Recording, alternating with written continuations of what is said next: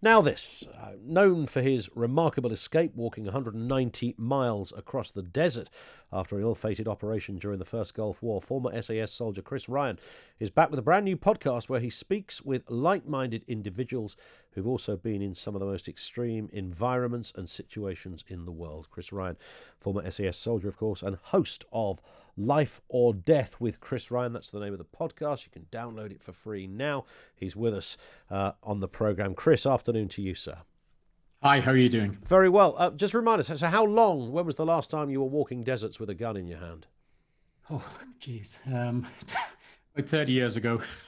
And the reason I asked that is, and can I just say, by the way, because we've got you in visuals as well, that is a cracking pair of headphones you've got. Yeah, they're my daughters. Are they? Yes. I would never have guessed.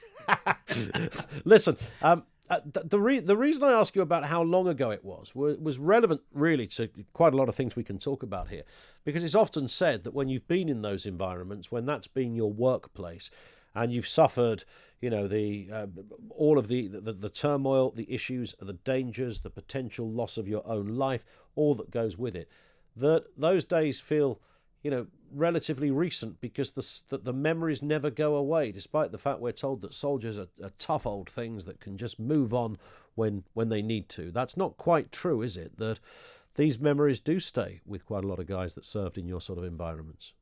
Yeah, positively and negatively. There isn't probably a week where something will trigger, you know, a memory. Maybe, you know, it might be something visual or a sound or just talking about it. Yeah.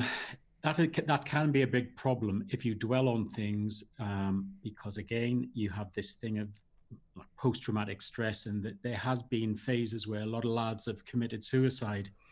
And I've got this, well, personally, what I try to do is just move on and look forward rather than keep thinking, you know, what happened, and reminding yourself of, first of all, your colleagues who are no longer around, who were killed on operations.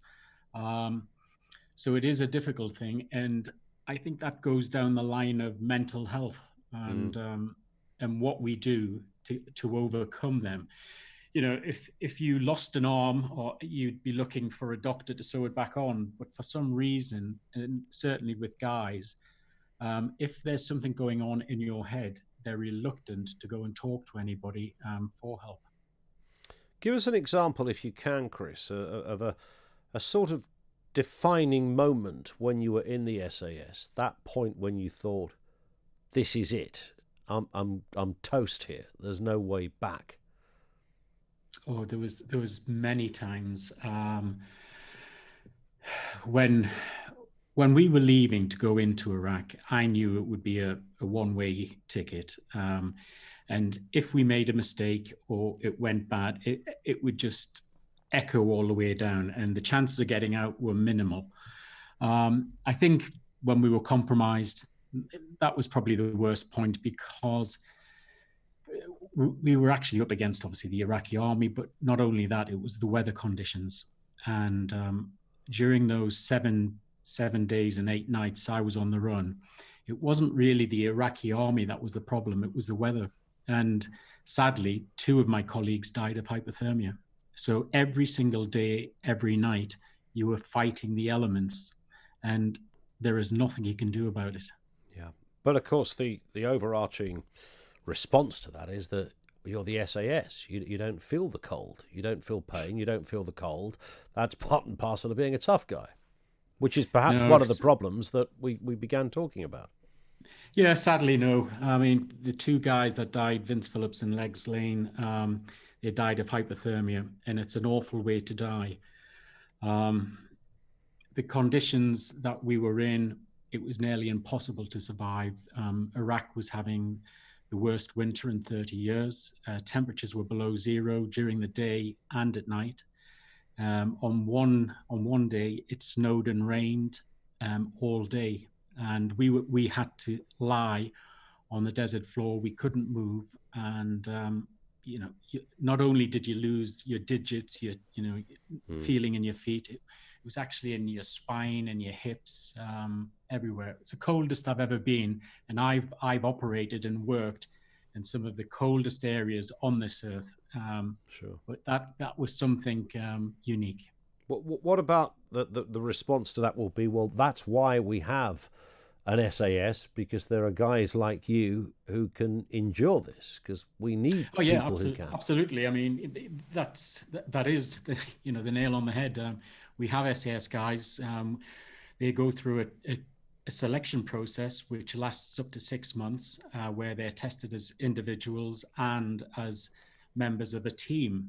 And they're sent on some of the most dangerous missions all around the world, and expected, to survive in different conditions.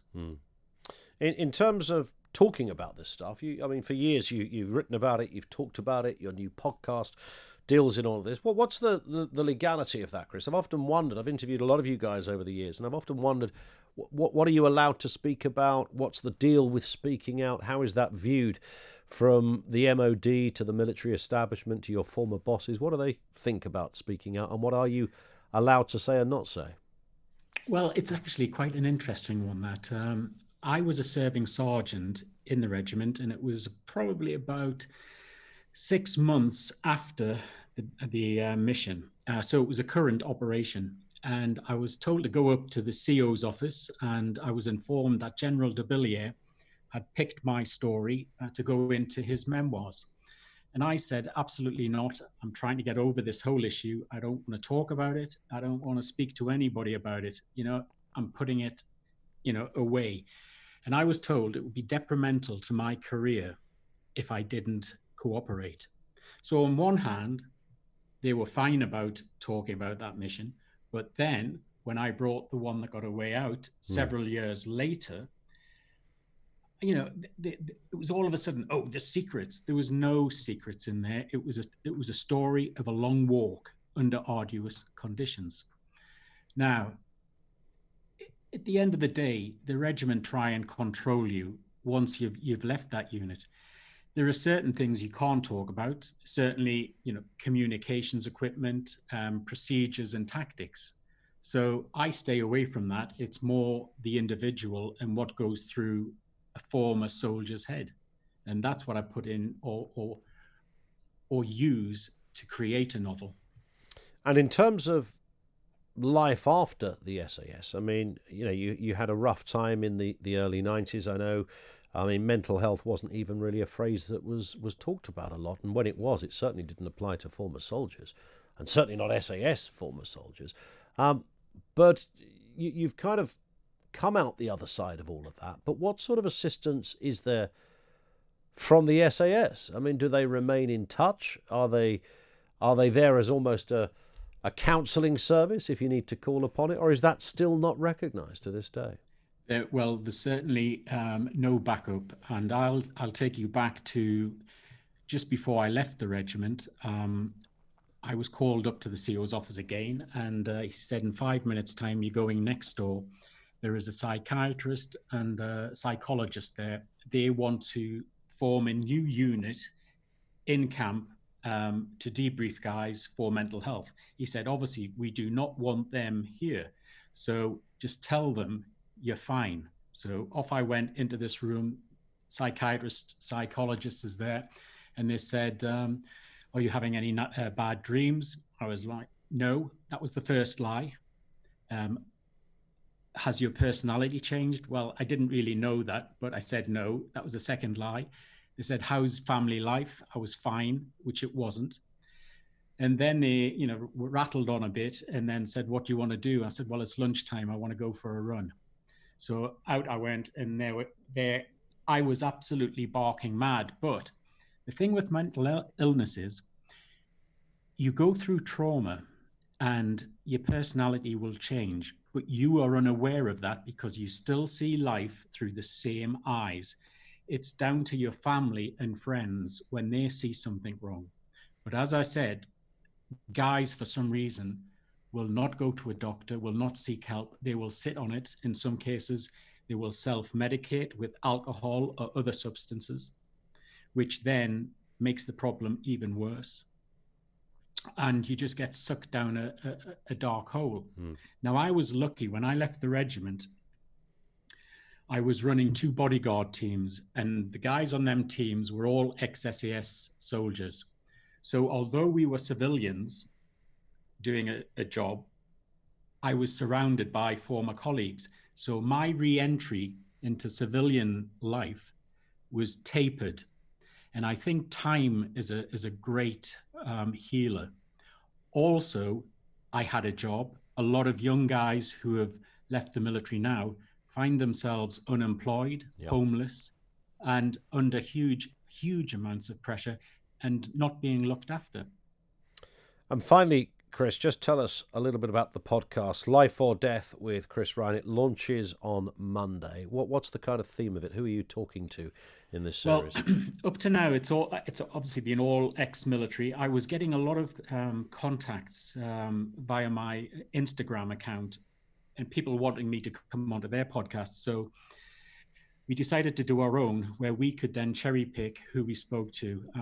The first one starts off with a guy called Colin McLaughlin, and he's a former SAS sergeant who was captured during the Second Gulf War. It's a very interesting and tense talk. Quite recently, I've just spoken to John Nichols, and interestingly, he basically told me that if I hadn't been ex-military, he wouldn't have done the interview. And I think this is a key thing, to have an understanding of the subject, and they trust you, and it's just banter and talking about different times. And I've found it really, really interesting. I bet. I can't wait to listen. Chris, thank you for coming on with us. We appreciate your time, sir. Chris Ryan, former SAS soldier, of course. He's the host of the Life or Death with Chris Ryan podcast. It's out on Monday. You can download it for free from your chosen podcast provider.